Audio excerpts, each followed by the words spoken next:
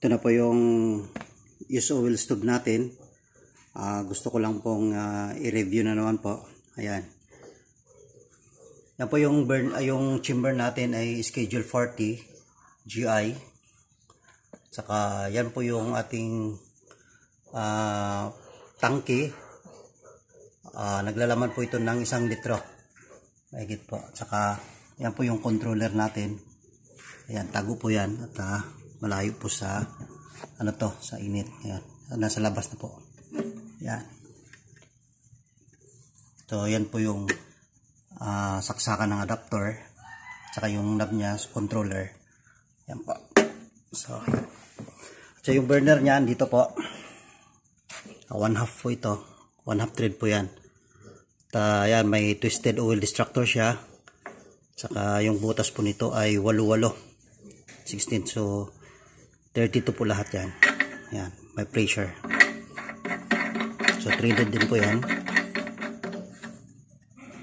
Yan po. So ito po yung inilalagay natin sa top. Yan. Siyempre may anti-liab din siya. Ito. Kapag expected na mag-overflow yung niluluto nyo, para iwas po sa liab, ito po, ilalagay nyo lang po ito. So ganun po yan. Bago yung kaldero. Ito, may oil level regulator din po tayo. Ayan o. So hindi na po kayo matatakot na mag-overflow, or may level na lang po yan siya. So makikita din nyo naman yan. Ayan o, kasi visible din yan. Ito po yung kanyang canister. May canister po yan. Ayan. So makikita nyo yan pag sobra na yung oil, pwede nyo na yung patayin doon. So tinatawag po natin yung manual level regulator. At saka ito po yung adapter nya. Dalawa po ito, may para sa battery po yung isa. Ayan. Ito po yung mga set. Ayan.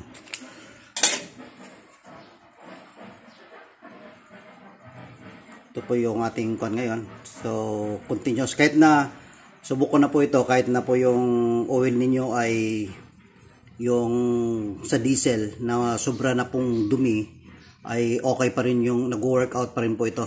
So yan po yung subok ko na. So anumang klase ng oil ay okay, walang problema. So constant, patuloy pa rin yung klase ng kanyang apoy.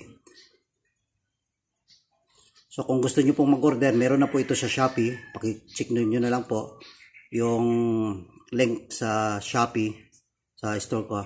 At doon nyo na rin makikita yung mga presyo. Ano po yung presyo. May mga parts din po tayo. May pabili po tayo doon na oil level regulator, burner, at susunod po siguro yung tangke. Makakaabil na rin po kayo nito. At yung burner natin. Ganun. Dalawang klase po yung burner natin. May 3/4 at saka 1/2. Pero itong mga ginagamit ko po sa ginagawa ko na complete set na 1/2 po lahat ng ito. So paki-check niyo na lang po. At kung gusto niyo po ng direct, message niyo na lang po ako sa messenger ko, Larry Mapanaw. Hanggang dito na lang po, at ito lang po yung short reviews ko sa use oil stove natin. So simple lang po yung ginagawa natin. At siyempre simple mechanism lang po. Hanggang dito, at kita naman po at talagang satisfied na po ako dahil ito po talaga yung gamit ko. Maging malakihan man o maliitan na pagluluto ay okay din siya. Wala pa akong masasabi dito. So ginagaranti ako na talagang masasatisfied na po kayo sa mga ganito. Kasi lahat ng mga problema po noon ng unang gawa ay solved na.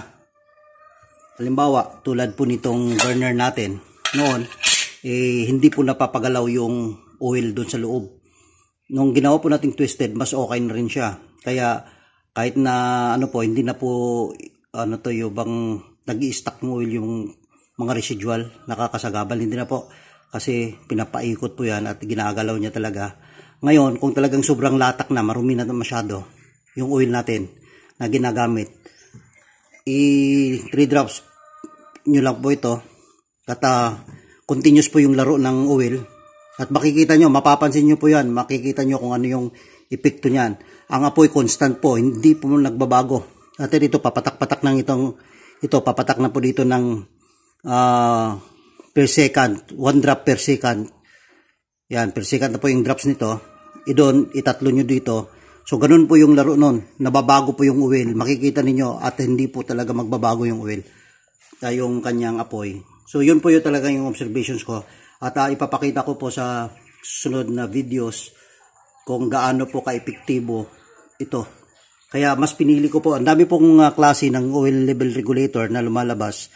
Pero, syempre, iba-iba po tayo ng pananaw tungkol dito at reasons kung bakit tinatangkilik natin ang isang klase, kung ano yung natin mas nababagay po sa ayon sa ating paggamit. So ayan po, at kung sino po yung makakagusto nito at gustong mag-order at ang gustong malaman kung magkakano po yung presyo, sa Shopee lang po kayo pupunta. At ibibigay ko na lang po sa baba ang description nito, yung link description ng ating shop doon. So baka ka-order na po kayo doon. So ito po yung set niya. Ayan. So safe na po talaga yung ating use oil stove. Kung papansinin nyo dito sa top, ayan po kung ano yung kanya. Wala po kayong makikita sa palibot nito na maaring masisira kapag i-ship natin. Dahil tago po lahat ng mga mechanism natin. At ganun din po kahit na i-travel ninyo para gagamitin sa sa outing, napakakal lang po ito. So, ayan.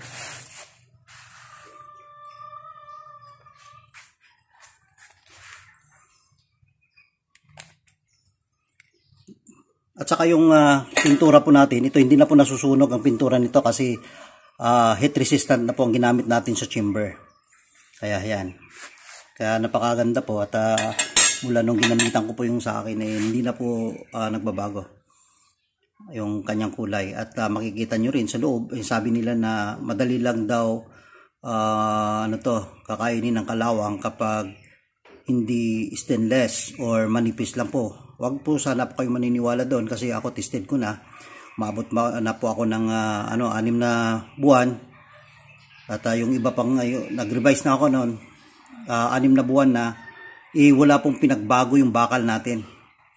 So, ganun pa rin po. Kahit na yung burner natin, hindi po yan nasusunog o ano. So, ibang-iba po siya.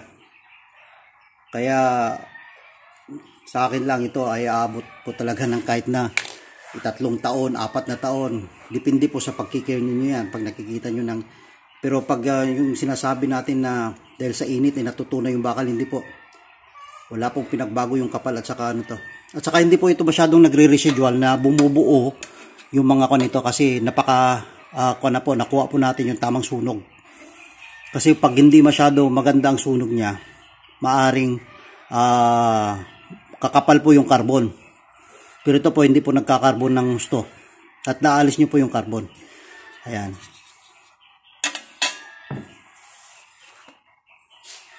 So hanggang dito na lang po.